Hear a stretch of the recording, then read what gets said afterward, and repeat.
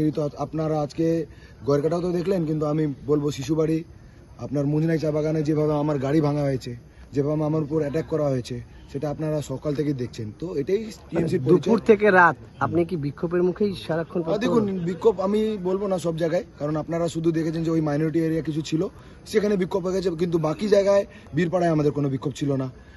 গয়েরকাটাতেও আমি বলবো সেরকম কোনো বিক্ষোভ ছিল না, শুধু এখন লাস্টে ওরা একটু বিন্নাগুড়ি, গয়েরকাটা চা বাগান বিন্নাগুড়িতে কোনো বিক্ষোভ ছিল না। তো বাকি জায়গা সবই ঠিক আছে, দুই একটা বুথ ছিল যেখানে বিক্ষোভ তারা দেখিয়েছে।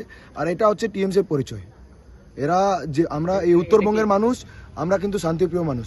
এই রাজনীতি আমরা কোনোদিনও দেখি নাই, এই ফার্স্ট টাইম যেটা দেখেছি যে গাড়ি ভাঙা, ক্যান্ডিডেটের উপর অ্যাটাক, এটা দক্ষিণবঙ্গে হতো, উত্তরবঙ্গে হতো। এটার প্রতিফলন কি ব্যালটে পড়বে? এটার প্রতিফলন 23 তারিখে তারা জবাব পাবে। কি মনে হল, কতটা আশাবাদী? 100% আমরা জিতছি, 100%। আপনারা, আমি 200% বলছি যে এখানে আশাবাদী না, ভারতীয় জনতা পার্টি এই সিটটা ধরে রাখবে।